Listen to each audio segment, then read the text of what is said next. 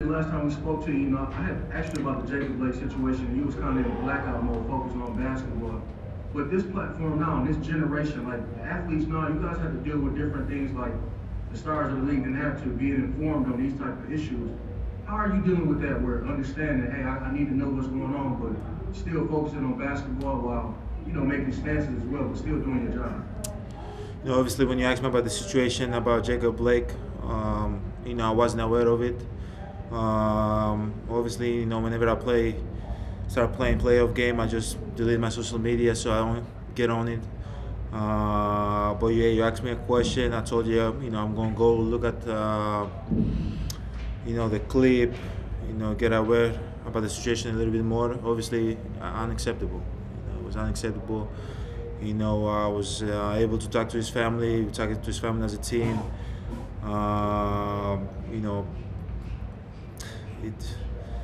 It's tough, man. It's tough. We talked to his family, as I was saying. We were able to feel what they were feeling. We talked to his dad, and I think that was one of the biggest things that I've done as a basketball player in the bubble so far. It was powerful. We came together. It touched me as a person. And as I said, things like that going on in Wisconsin and in the street and the city we represent, is unacceptable. As we go out there and try to represent the city the right way, things like this cannot happen back home.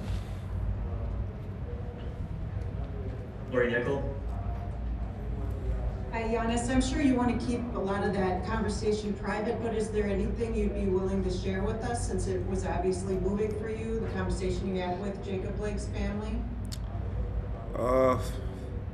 Obviously, yeah, try to keep private, what we talked about, but one thing that moved me as a human being was that, if you really want to, accomplish something and get something done, you can. We were able to, get his family's number within like 30 minutes. And we came together as a team.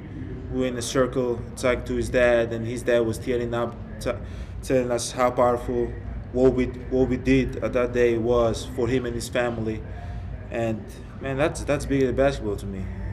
That's bigger than basketball. Like, obviously there's gonna be games that you come in, you score 30 points, 35, 50, whatever the case might be, but that you're gonna remember the way we felt. We're gonna remember the way we felt for the rest of our lives.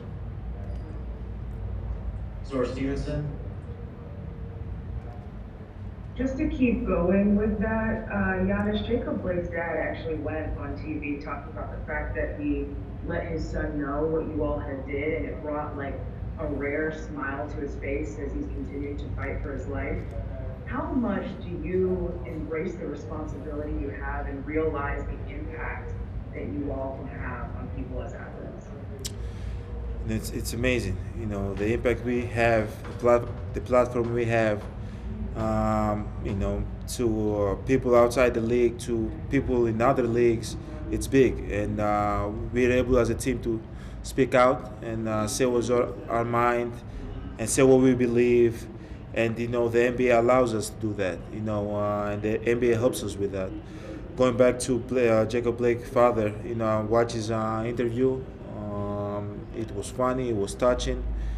As I said, as much as he said that we, did something for him, we impact their lives in a way. I think that family impact our lives, in the 4 or 5 hours we stayed in the locker room.